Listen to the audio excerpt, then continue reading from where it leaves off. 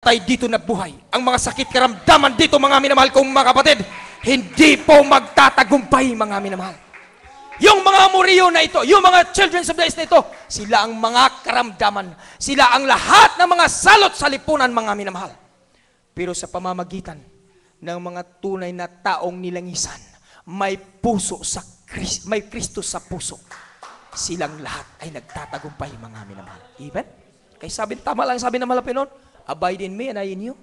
Bakit sila'y nagsisinipat panatili sa ating dakilang Diyos sa buhay? Hindi sa kanilang sariling kakayanan, kung hindi sa kaparaanan ng Diyos na buhay. Amen, praise the Lord. Palakpakan natin pinakamahal na Panginoon. Mga minamahal, ang gamot mabuti. Kung minsan mayroon kang karamdaman, inuman ang gamot mabuti.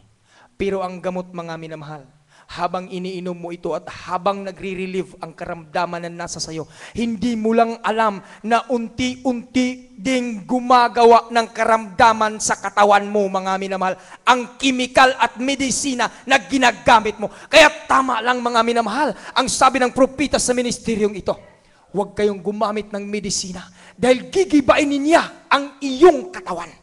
Ang pundasyon ng katawan, ang templo ng Diyos, gigibain sa medisinang yan dahil meron siyang kimikal na idudulot sa iyong physical. Kaya po, mga minamahal, tama po ba ang propeta ng Diyos? Amen po, mga minamahal. Kaya ngayon, karamdaman yan, pwedeng medisina. Gagaling kung minsan, magre-relieve kung minsan.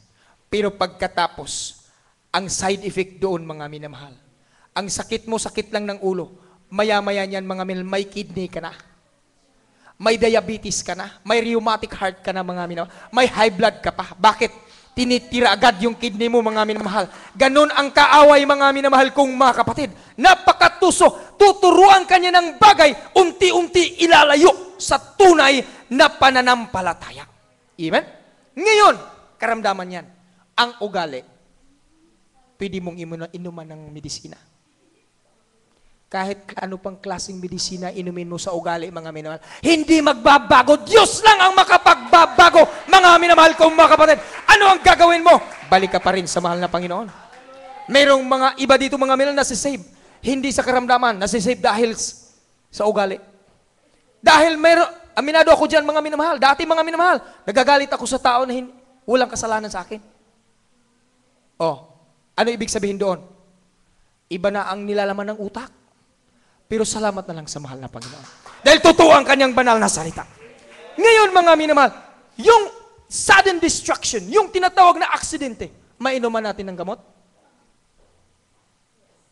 Halimbawa, mga minamahal, mayroong nagbarilan dyan, mga minamahal, patutuo sa ating beloved kapatid. Ang isa nagtapat sa pagbibigay, ang isa hindi.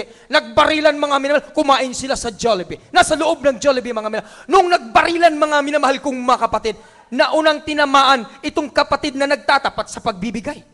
Alam mo, mga minamahal, yung bala tumagos lang sa kanyang binti, mga minamahal. Pero dumiritso doon sa isang kapatid na hindi nagtatapat sa pagbibigay. Pumasok ang bala sa kanyang binti, mga minamahal. Pagtingin, mga minamahal, ay may talagang mayroong bala sa loob, mga minamahal. Ang ibig sabihin po, mga minamahal,